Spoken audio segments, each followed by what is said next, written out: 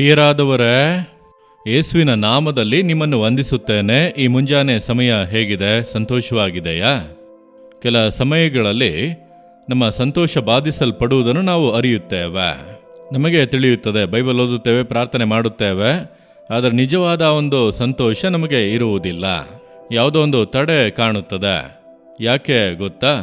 ದೇವರಿಗೂ ನಮಗೂ ಇರುವಂಥ ಸಂಬಂಧದಲ್ಲಿ ಒಂದು ಚಿಕ್ಕ ಕೊರತೆ, ಚಿಕ್ಕ ಬಿರುಕು ಬಂದಿರಬಹುದು. ಅದನ್ನು ಶೋಧಿಸಿ ನೋಡಬೇಕು. ಕೀರ್ತನೆಗಳು 139:24 ವಾಕ್ಯದಲ್ಲಿ ಭಕ್ತನಾದ ದಾವೀದನೊಂದು ಸುಂದರ ಪ್ರಾರ್ಥನೆ ಮಾಡುತ್ತಾನೆ. ನಾವು ಕೂಡ ಈ ರೀತಿ ಪ್ರಾರ್ಥಿಸಬೇಕಾಗಿರುವುದು ಅವಶ್ಯ. ಏನು ಪ್ರಾರ್ಥಿಸುತ್ತಾನೆ?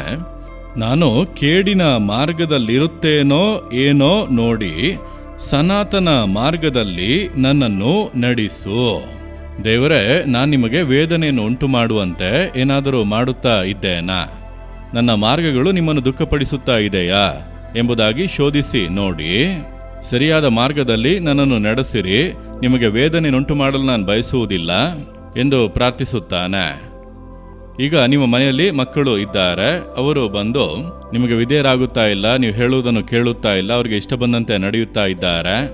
ಆಗ ನಿಮ್ಮ ಹೃದಯದಲ್ಲಿ ಮೊದಲು ಒಂದು ವೇದನೆ ಬರುತ್ತದೆ. ಯಾಕೆ ನನ್ನ ಮಕ್ಕಳು ನಾನು ಹೇಳುವಂತೆ ಮಾಡುತ್ತಾ ಇಲ್ಲ? ಯಾಕೆ ನನ್ನ ಮಗಳು ಈ ರೀತಿ ನನ್ನನ್ನು ವೇದನೆ ಪಡಿಸುತ್ತಾ ಇದ್ದಾಳೆ? ಹೇಳುತ್ತಾರೆ, ಮಕ್ಕಳೇ ನನ್ನನ್ನು ವೇದನೆ ಪಡಿಸುತ್ತಾರೆ. ಆ ರೀತಿ ಹೇಳುವಂಥ ಹೆತ್ತವರನ್ನು ನಾನು ನೋಡಿದ್ದೇನೆ. ಒಂದು ವೇಳೆ ನಿಮ್ಮ ಜೀವಿತದಲ್ಲಿ, ನಿಮ್ಮ ಕುಟುಂಬದಲ್ಲಿ ನಿಮ್ಮ ಮಕ್ಕಳು ನಿಮ್ಮನ್ನು ವೇದನೆ ಪಡಿಸುವ ಹಾಗೆ ನಡೆದುಕೊಂಡರೆ ನಿಮ್ಮ ಮನಸ್ಸಿಗೆ ಅದು ಹೇಗಿರುತ್ತದೆ? ದೇವರು ನಮಗೆ ತಂದೆ, ನಾವು ಆತನ ಮಕ್ಕಳು.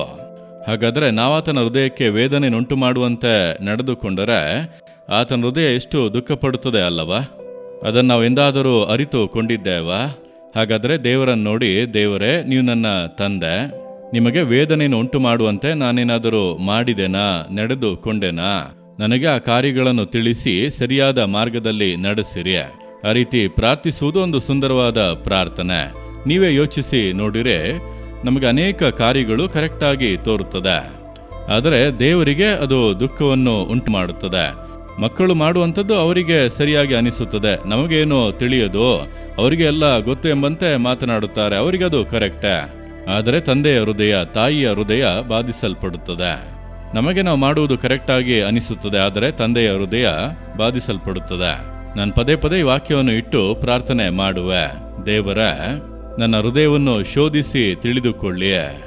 ಕೇಡಿನ ಮಾರ್ಗದಲ್ಲಿ ಇದ್ದೇನೋ ಏನೋ ಎಂಬುದಾಗಿ ನೋಡಿ ಸತ್ಯದ ಮಾರ್ಗದಲ್ಲಿ ನಡೆಸಿ.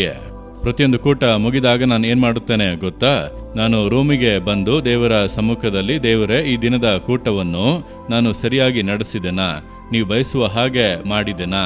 ಅಥವಾ ನಿಮ್ಮನ್ನು ದುಃಖಪಡಿಸುವ ಹಾಗೆ ನಾನೇನಾದರೂ ಮಾಡಿದೆನಾ, ಮಾತನಾಡಿದೆನಾ ಎಂಬುದಾಗಿ ದೇವರ ಮುಂದೆ ಹೃದಯ ತೆರೆದು ಮಾತನಾಡುವೆ.